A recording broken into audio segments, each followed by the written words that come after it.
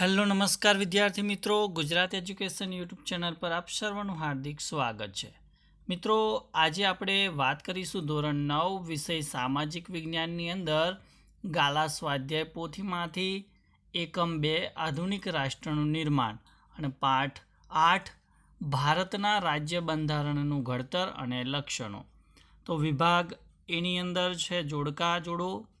આમાં પહેલું જોડકું જોઈ લઈએ કે 26મી જાન્યુઆરી, તો જવાબ આવશે પ્રજાસત્તાક દિન। બીજું છે કે બેવડું નાગરિકત્વ, તો એ આવશે USA। ત્યારબાદ સંસદનું નીચલું ગૃહ, તો એ લોકસભાના નામે ઓળખાય અને સંસદનું ઉપલું ગૃહ એ રાજ્યસભા નામે ઓળખાય છે। ત્યારબાદ બીજા નંબરનું જોડકું જોઈએ તો ભારતના બંધારણની શરૂઆત, તો એને આમુખથી થાય છે। બીજું છે કે બંધારણ સભાના સ્ત્રી સભ્ય, તો એ આવશે શ્રીમતી સરોજિની નાયડુ। ભારતનું રાષ્ટ્રચિહ્ન, તો 4 સિંહોની મુખાકૃતિ આવશે। ભારતનું રાષ્ટ્રસૂત્ર, તો એ આવશે સત્યમેવ જયતે। ત્યારબાદ પ્રશ્ન નંબર 2 કે નીચેના વિધાનો ખરા છે કે ખોટા તે જણાવો। તો એમાં પહેલું વિધાન છે કે ભારત ધર્મની દ્રષ્ટિએ બિન સાંપ્રદાયિક રાષ્ટ્ર છે, તો આ વિધાન ખરું છે। બીજું વિધાન, ભારતના નાગરિકો બેવડું નાગરિકત્વ ધરાવે છે, તો આ વિધાન ખોટું છે। ત્રીજું, લોકસભા કાયમી ગૃહ છે, તો આ વિધાન ખોટું છે। ચોથું વિધાન છે કે બંધારણ આમુખનો આત્મા છે, તો આ વિધાન પણ ખોટું છે। પાંચમું વિધાન કે ભારતની સંસદીય સરકાર સંયુક્ત જવાબદારીના સિદ્ધાંત પર કાર્ય કરે છે, તો આ વિધાન ખરું છે। છઠ્ઠું છે કે ભારતનું બંધારણ લિખિત સ્વરૂપનું છે, તો આ વિધાન પણ ખરું છે। સાતમું વિધાન જોઈએ કે ભારતનું બંધારણ 22 ભાગોમાં વહેંચાયેલું છે, તો આ વિધાન પણ ખરું છે। સંઘ યાદીમાં કુલ 66 વિષયોનો સમાવેશ કરવામાં આવે છે, તો આ વિધાન ખોટું છે। સંયુક્ત યાદીમાં કુલ 97 વિષયોનો સમાવેશ કરવામાં આવે છે, તો આ વિધાન પણ ખોટું છે। જ્યારે રાજ્યસભાનો સભ્ય 6 વર્ષ સુધી સભ્યપદ ધરાવે છે, તો આ વિધાન ખરું છે। ત્યારબાદ પ્રશ્ન નંબર 3 જોઈ લઈએ કે નીચેના પ્રશ્નના 1-2 શબ્દમાં ઉત્તર લખો। એમાં પહેલો પ્રશ્ન છે કે દેશના પાયાનો અને મહત્વનો દસ્તાવેજ કયો છે, તો એ જવાબ આવશે બંધારણ। બીજું, ભારતની બંધારણ સભાની રચના કોણે કરી, તો એ આવશે કેબિનેટ મિશને। ત્રીજું છે કે બંધારણ સભાના અધ્યક્ષ કોણ હતા, તો એ આવશે ડૉક્ટર રાજેન્દ્ર પ્રસાદ। ચોથું છે કે બંધારણ સભાની મુસદ્દા એટલે કે ખરડા સમિતિના અધ્યક્ષ કોણ હતા, તો એ આવશે ડૉક્ટર ભીમરાવ આંબેડકર। પાંચમો પ્રશ્ન કે ભારતનું રાષ્ટ્રચિહ્ન કયું છે, તો એ આવશે 4 સિંહોની મુખાકૃતિ। છઠ્ઠું કે ભારતનું રાષ્ટ્રસૂત્ર કયું છે, તો એ આવશે સત્યમેવ જયતે। સાતમો પ્રશ્ન છે કે બંધારણનો આત્મા કોને કહ્યો છે, તો એ આવશે આમુખને। બંધારણનો અર્ક કોણ છે, તો એ આવશે આમુખ। નવમો પ્રશ્ન કે બંધારણની જોગવાઈઓને સમજવામાં હોકાયંત્રની ગરજ કોણ સારે છે, તો એ આવશે આમુખ। ત્યારબાદ સંસદીય સરકારને કઈ સરકાર પણ કહેવામાં આવે છે, તો એ આવશે જવાબદાર સરકાર। ત્યારબાદ 11મો પ્રશ્ન છે કે ભારતના લોકોને કયા પ્રકારનો મતાધિકારનો હક આપવામાં આવ્યો છે, તો એ આવશે સાર્વત્રિક પુખ્ત વય। 12મો પ્રશ્ન કે કયા દેશમાં દરેક વ્યક્તિ બેવડું નાગરિકત્વ ધરાવે છે, તો એ જવાબ આવશે USAમાં। ત્યારબાદ પ્રશ્ન નંબર 4 કે આપેલા વિકલ્પોમાંથી સાચો વિકલ્પ પસંદ કરી ખાલી જગ્યા પૂરી કરવાની છે। એમાં પહેલો પ્રશ્ન છે કે બંધારણની ખરડા સમિતિના અધ્યક્ષ ખાલી જગ્યા હતા, તો જવાબ આવશે ડૉક્ટર ભીમરાવ આંબેડકર। બીજું, સંઘ યાદીમાં ખાલી જગ્યા વિષયોનો સમાવેશ કરવામાં આવ્યો છે, તો એ આવશે સત્તાનું વિષય એટલે કે સત્તાનું।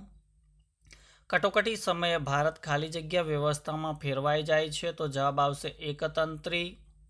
ચોથું છે કે ભારતનું ન્યાયતંત્ર ખાલી જગ્યાનું રક્ષક અને વાલી છે, તો જવાબ આવશે બંધારણ। પાંચમો પ્રશ્ન કે ભારતમાં સાર્વત્રિક ખાલી જગ્યા મતાધિકાર છે, તો જવાબ આવશે પુખ્ત વય. છઠ્ઠું છે કે ખાલી જગ્યા સમીક્ષા બંધારણનું વિશિષ્ટ લક્ષણ છે, તો જવાબ આવશે અદાલતી. ત્યારબાદ પ્રશ્ન નંબર 7 કે સંયુક્ત યાદીમાં ખાલી જગ્યા જેટલા વિષયોનો સમાવેશ કરવામાં આવ્યો છે, તો એની અંદર આવશે 47 વિષય. કેન્દ્રમાં પ્રધાનમંડળની રચના ખાલી જગ્યામાંથી કરવામાં આવે છે, તો એ આવશે સંસદ અથવા તો સંસદ સભ્યોમાંથી. નવમું છે કે સંસદનું નીચલું ગૃહ ખાલી જગ્યા નામે ઓળખાય છે, તો એ આવશે લોકસભાના નામે. સંસદનું ઉપલું ગૃહ ખાલી જગ્યા નામે ઓળખાય છે, તો એ આવશે રાજ્યસભાના નામે. ત્યારબાદ 11મા નંબરની ખાલી જગ્યા જોઈએ, તો બંધારણ સભાના અધ્યક્ષ ખાલી જગ્યા હતા, તો જવાબ આવશે ડૉક્ટર રાજેન્દ્ર પ્રસાદ. ત્યારબાદ પ્રશ્ન નંબર 5 કે આપેલા વિકલ્પોમાંથી સાચો વિકલ્પ પસંદ કરીને જવાબ લખવાનો છે. પહેલો પ્રશ્ન છે કે બંધારણ સભામાં કુલ કેટલા સભ્યો હતા, તો જવાબ આવશે 389. બીજું, ભારતીય બંધારણ સભાના અધ્યક્ષનું નામ આપો, તો એ આવશે ડૉક્ટર રાજેન્દ્ર પ્રસાદ. ત્રીજું છે કે ભારતનું બંધારણ ક્યારે અમલમાં આવ્યું, તો 26મી જાન્યુઆરી 1950ના દિવસથી. ચોથો પ્રશ્ન છે કે કયા દિવસને પ્રજાસત્તાક દિન તરીકે ઉજવવામાં આવે છે, તો જવાબ આવશે 26 જાન્યુઆરીના દિવસે. પાંચમો પ્રશ્ન છે કે ભારતમાં નાગરિકના મતાધિકાર માટે કેટલા વર્ષની ઉંમર નક્કી કરવામાં આવી છે, તો જવાબ આવશે 18 વર્ષ. ત્યારબાદ પ્રશ્ન 6 એમાં ભારત પ્રજાસત્તાક રાજ્ય છે કારણ કે જવાબ આવે છે તે લોકશાહી રાજ્ય છે માટે. સાતમો પ્રશ્ન છે કે સંઘ યાદીમાં કેટલા વિષયો સમાવિષ્ટ છે, તો એ આવશે 97. આઠમો પ્રશ્ન કે ભારતનું રાષ્ટ્રચિહ્ન કયું છે, તો 4 સિંહોની મુખાકૃતિ આવશે. ભારતના બંધારણની શરૂઆત ક્યાંથી થાય છે, તો જવાબ આવશે આમુખથી. ભારતમાં કયા પ્રદેશના નાગરિકો બેવડું નાગરિકત્વ ધરાવે છે, તો એ આવશે જમ્મુ કાશ્મીર. ત્યારબાદ 11મો પ્રશ્ન કે રાષ્ટ્રપ્રમુખ રાજ્યસભામાં કેટલી વ્યક્તિઓની નિમણૂક કરે છે, તો જવાબ આવશે 12 વ્યક્તિઓની. ત્યારબાદ વિભાગ બી કે નીચેના પ્રશ્નોના માગ્યા મુજબ ઉત્તર લખવાના છે. એમાં પહેલો પ્રશ્ન છે કે ભારતના આમુખમાં કયા આદર્શો જણાવવામાં આવ્યા છે, તો ભારતને સાર્વભૌમ, સમાજવાદી, બિનસાંપ્રદાયિક, લોકશાહી અને પ્રજાસત્તાક તરીકે સંસ્થાપિત કરવો. બીજું, દેશમાં સામાજિક, આર્થિક અને રાજકીય ન્યાયની સ્થાપના કરવી. ત્રીજું, વિચાર, વાણી અને માન્યતાની અભિવ્યક્તિની સ્વતંત્રતા. ચોથું, ધર્મ અને ઉપાસનાની સ્વતંત્રતા. પાંચમું, વ્યક્તિત્વના વિકાસ માટે દરજ્જા અને તકની સમાનતા. છઠ્ઠું, વ્યક્તિના સર્વાંગી વિકાસ માટે ગૌરવની સ્થાપના. તથા સાતમું, રાષ્ટ્રની એકતા અને અખંડિતતાને સુદૃઢ કરે એવી બંધુત્વની ભાવના. એવા આદર્શો ભારતના આમુખમાં જણાવવામાં આવ્યા છે. પ્રશ્ન બીજો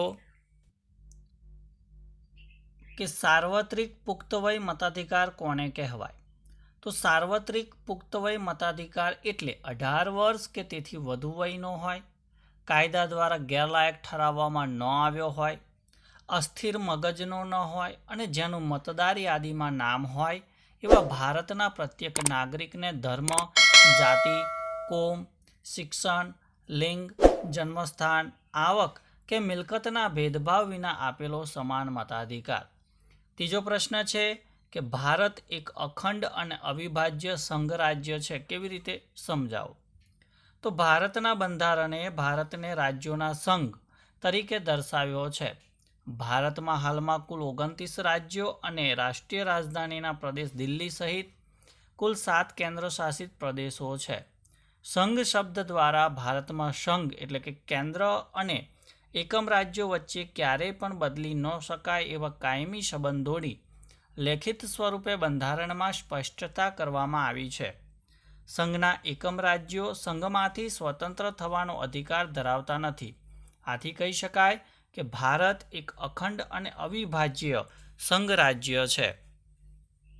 ત્યારબાદ પ્રશ્ન નંબર 4 કે સામાજિક અને આર્થિક સમાનતા વિના રાજકીય સમાનતા અધૂરી છે, સમજાવો. તો ઉત્તર જોઈએ કે બંધારણના આમુખમાં સામાજિક અને આર્થિક સમાનતા તેમજ સામાજિક ન્યાય પર આધારિત સમાજવાદી સમાજ રચનાના ધ્યેયને સ્વીકારવામાં આવ્યું છે. ભારત સરકારે આ ધ્યેયને હાંસલ કરવા માટે સામાજિક કલ્યાણ સાધવાનો સંકલ્પ કર્યો છે. દેશની પ્રજાનું જીવન ધોરણ ઊંચું લાવી દેશમાં સામાજિક અને આર્થિક સમાનતા સાધવા ભારત સરકારે અને રાજ્ય સરકારોએ અનેક યોજનાઓ અમલમાં મૂકી છે. 5મો પ્રશ્ન છે કે આમુખ હોકાયંત્રની ગરજ સારે છે, સમજાવો. તો કાયદાની કોઈ કલમ કે વિગતમાં અસ્પષ્ટતા કે વિસંગતતા હોય ત્યારે અથવા કાયદાનો હેતુ સ્પષ્ટ ન થયો હોય ત્યારે આમુખ કાયદાની કલમ, મુદ્દા કે શબ્દનું યથાર્થ અર્થઘટન કરવામાં માર્ગદર્શક બને છે. તે કાયદાને સમજવાની ગુરુ ચાવી છે. આમુખ બંધારણની જોગવાઈઓને સમજવામાં હોકાયંત્રની ગરજ સારે છે એમ કહી શકાય. ત્યારબાદ 6થો પ્રશ્ન છે કે ભારત બિન સાંપ્રદાયિક રાજ્ય છે, સમજાવો. તો ઉત્તર જોઈએ. ભારતમાં ધર્મ, જાતિ કે પંથના ભેદભાવ વિના બધા નાગરિકોને સમાન અધિકારો આપવામાં આવ્યા છે. ભારતના બધા નાગરિકોને ધાર્મિક સ્વાતંત્ર્યનો મૂળભૂત હક આપવામાં આવ્યો છે. ભારત સરકાર કોઈ પંથ કે ધર્મને વરેલી નથી. રાજ્ય બધા ધર્મોને સમાન ગણે છે. રાજ્યની નજરમાં ધર્મને કારણે કોઈ ઊંચું કે નીચું નથી. દરેકને પોતપોતાની પસંદગીનો ધર્મ પાળવાની છૂટ છે. ભારત સરકાર ધાર્મિક બાબતોમાં નિષ્પક્ષ અને તટસ્થ છે. ભારતના બંધારણમાં સર્વધર્મ સમદ્રષ્ટિ અને સર્વધર્મ સમભાવનો સિદ્ધાંત સ્વીકારવામાં આવ્યો છે. આથી કહી શકાય કે ભારત એ બિન સાંપ્રદાયિક રાજ્ય છે.